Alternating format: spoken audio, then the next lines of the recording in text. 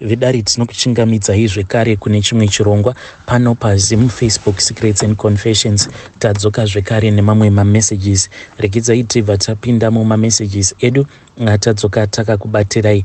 Message yedu yekutanga yakamira sekudai so: hanzi makadii zvenyu mukomanashi, inini ndiri mudzimai anoraramawo nemabasa ekutengesa muviri, but ndakasangana nerimwe dambudziko iri ndakasangana naro mushure mekunge ndakechewa natruck driver ava vakabva vazochinja vakabva vazoita gudo. Nyaya yangu mukoma yakamira sekudai: ndiri mukadzi akatofirwawo nemurume. Ndakafirwa nemurume mugore ra2017. Murume wangu akati ashayika kudaro ndakasirwa vana vaviri, ende vana ava ndakavasirwa vachiri vadikisa, uye handina kana chandingati chinobatika chandakasirwawo sepfuma yekuti ndaikwanisa kuzozvibatsira kuchengeta vana. Mushure mekunge ndaomerwa mukomanashi ndopandakabva ndazofunga plan yekuti nditange hangu kukechesa zvekare nekukechesa matruck drivers, since kunzvimbo uko kwandainge ndichigara nanhasi, uko kwandichiri kugara ikoko kudhuze nekuroundabout, especially paboka paya ndiri padhuzesa nepaboka. So inini ndinowanzo kubuda ndichiti ndiri kuenda kubasa. Vana vangu havatozvizivi kuti inini ndiri pfambi, even hama dzangu hadzizvizivi kuti ndiri pfambi. So ndakazoti one day ndakabva ndaenda ndikabva ndanomira semazuva ose paboka paroundabout yepambudzi paya ndichida kutaimira ava varume vematrack. Ndakamira mukomanashi even though ndakatobuda mumba still early ndichitira kuti ndikasire kubata macustomers, vasikanawo veusiku vanoshandawo basa iri randinoshanda vasati vawanda. Asi unfortunately mukoma musi wacho iwoyo zvinhu zvainge zvakaoma. Ndakamira ndichamira until dzainge dzava kuma8 PM ndokubva ndazofunga plan, ndikabva ndaita zvatinogara tichingoita, ndokubva ndazonoudza mawindi ematrack kuti kana vakawana truck driver anoda 1 ari ega vange vachizviziva kuti ndiripo, ende ndikabva ndati munongondidana.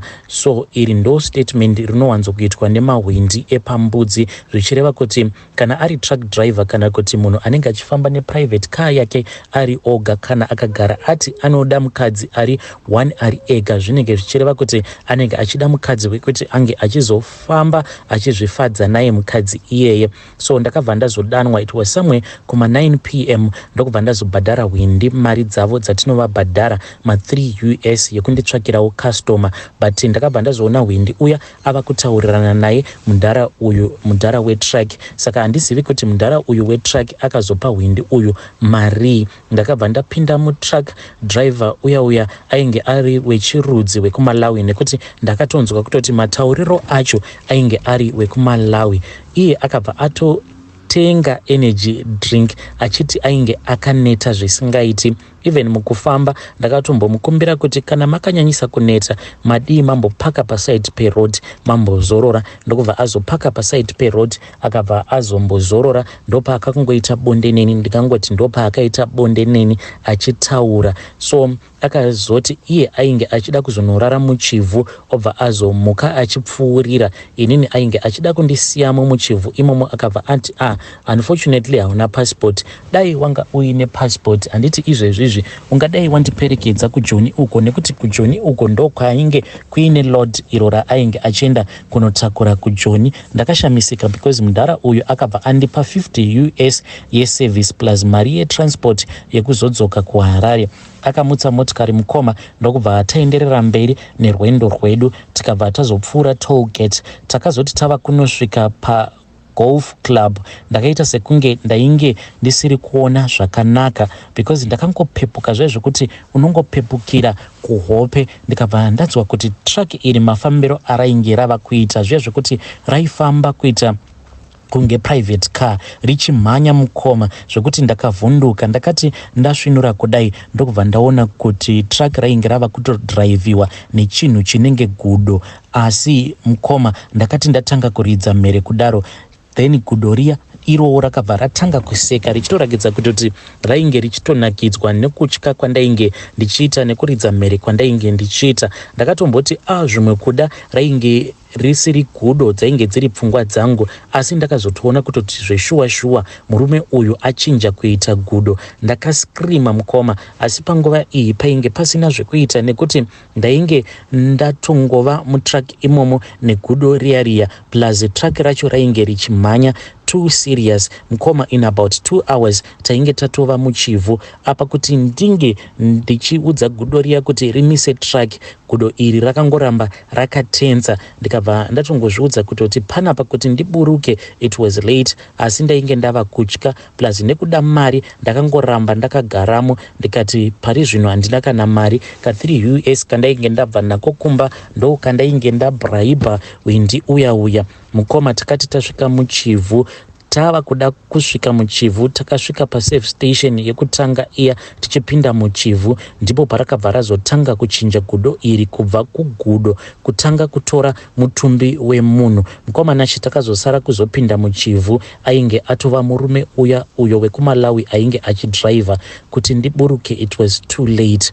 Akabva azonosiya motikari yake mutrack stop, haana zvakanyanya zvaakataura neni. Murume uyu akangoti achingonopaka motikari yake ndokubva azoenda kumubhedha kuya akabva angondidana ndokubva ndaenda kuya. Murume uyu akarara neni ndokubva atanga kuita bonde neni mukoma, zvezviya zverafu asingatauri neni. Uye bonde iri mukoma rakatora nguva zvekuti ndakachukuchwa kusvika ndanzwa kuti panapa ndadhamba manje. Ndikaona kuti 50 US yake apa yaendera zviripo, ende time yaakazotanga kuburitsa urume hwake face yake yakachinja ikabva yaita yegudo, asi mutumbi wake ainge aine mutumbi wemunhu.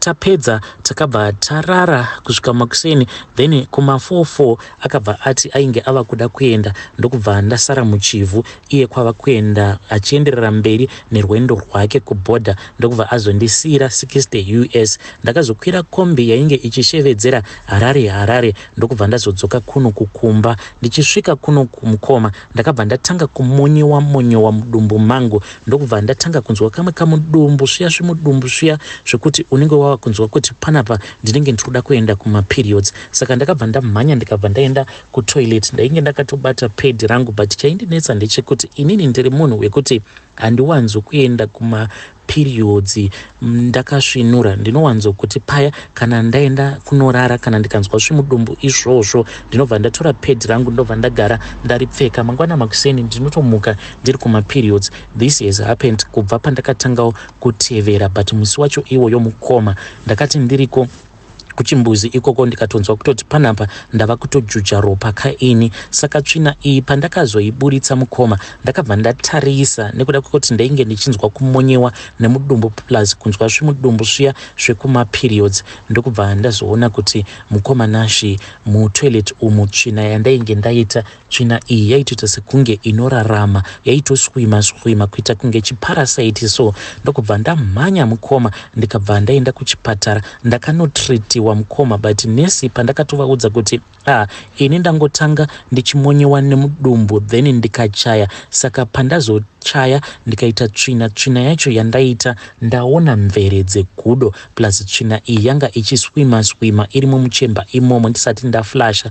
Nesi vaya vakatongoti zvimwe kuda watadza kuona, because munhu haangamboiti tsvina ine mvere dzegudo iwe usina kana kumbogara wadya gudo racho nemvere dzaro. So mukoma nashi ndakazobva kuya ndokubva ndazomboramba ndichienderera mberi nebasa. Zvakazotanga kuitika mukoma nashi ndezvekuti ndisati ndaenda kumaprofita ndakatanga kuona kuti macustomers angu mazhinji vainge vava kuti munhu kana akangouya pamusoro pangu kudai munhu anenge ava kutokupromisa marriage, munhu achingoti iwe kuzasi kwako uku kuri very tight kuita kunge mhandara. Zvekare varume ava vaizoti paya pavanenge vapedza kurara neni ndaitonzwa sekunge munhu aborwa zvekare abviswa umhandara zvekare munhu aizotoburitsa sikarudzi yake ine zveropa zvekutoti ndaitosara ndichitorwadziwa kuya kurwadziwa kwemunhu anenge abviswa umhandara. Saka sikarudzi yangu yaingoramba ichingodzoka ichita diki kuzosvikawo neniwo ndava kutozvinzwa kuti paya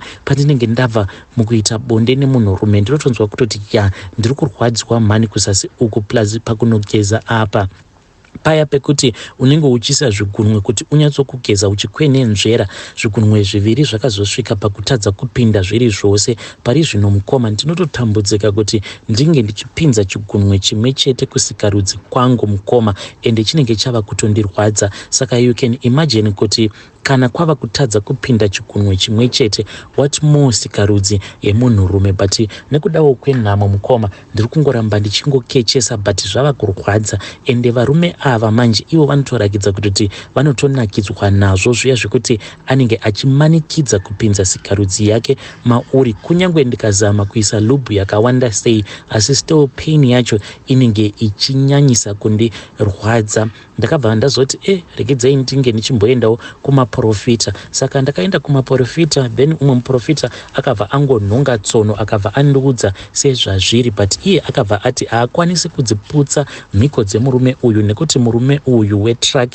akaromba ende ndiye ega anokwanisa kundiroyonora nekuti ane mushonga wakasimba ende zvanzi ndiri kutopota ndichitozvimba chibereko changu ndo chinokonzeresa kuti sikarudzi yangu inge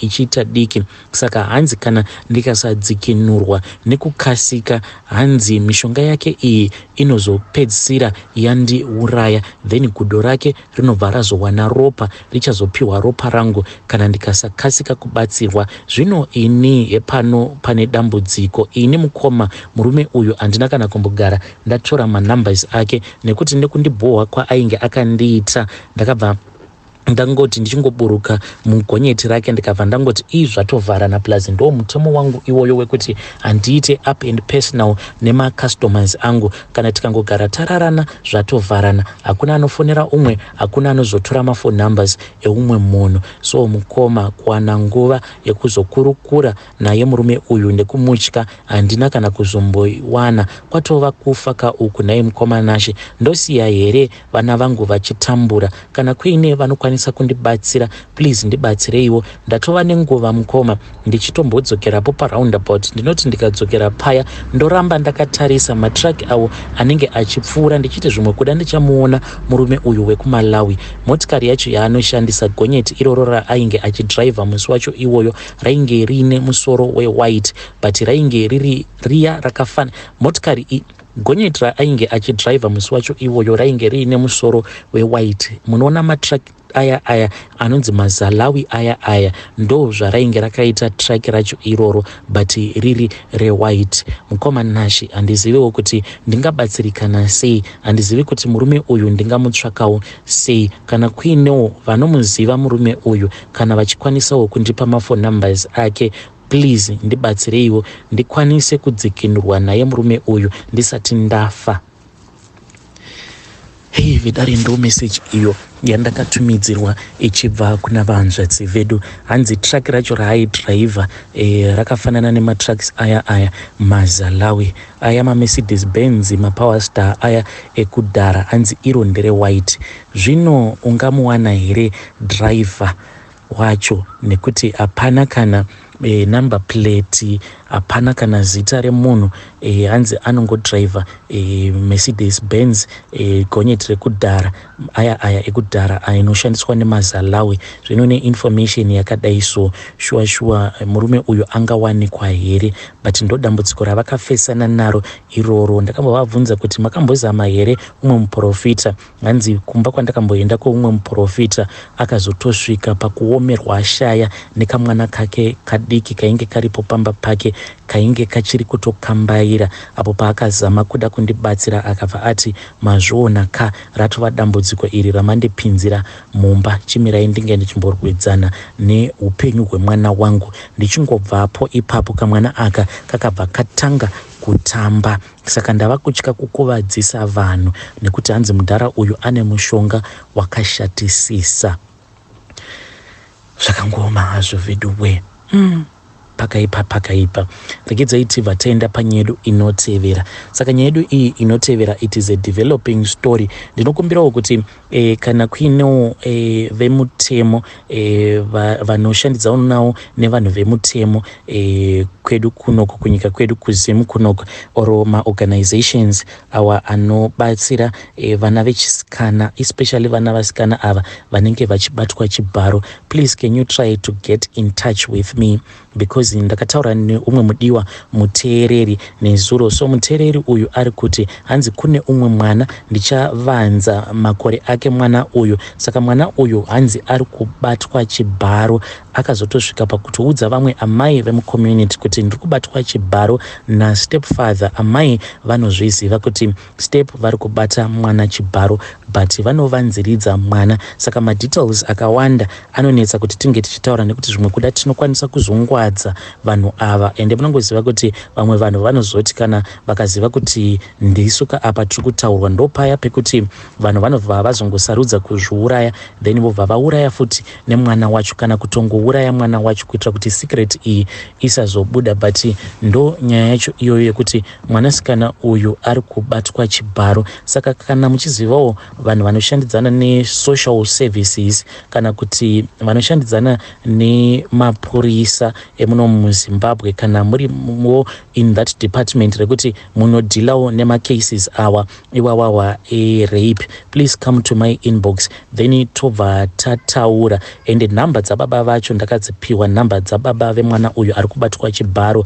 Asi chandiri kutya ndechekuti baba ava kana ndikataura navo zvimwe kuda maybe vanobva vazonzwa hasha, munhu otokwira bhazi obva azouya kuSouth Africa obva atoponda vanhu, naivowo baba ava neshungu mukuponda kwavo vanhu, maybe vanobva vazotosungwawo. Saka I don't know kuti vedare ndoita sei, ndotaura navo here baba ava, ndobva ndavaudza kuti ndo zviri kuitika, ndo information yandakapiwa about mwana wenyu ari kubatwa chibharo kuJoni uko. So please advise me in the comment section. But ndiri kukumbirawo kana muchishandidzana ne-social services, please come to my inbox so that tinge tichiona kuti mwana uyu angabatsirikana sei. Zvekare nevemutemo, I am asking you, come to my inbox, at least tione kuti nyaya iyi ingahandlewa sei, mwana uyu akwanise kubviswa in that environment yekupota achibatwa chibharo. Pakaipa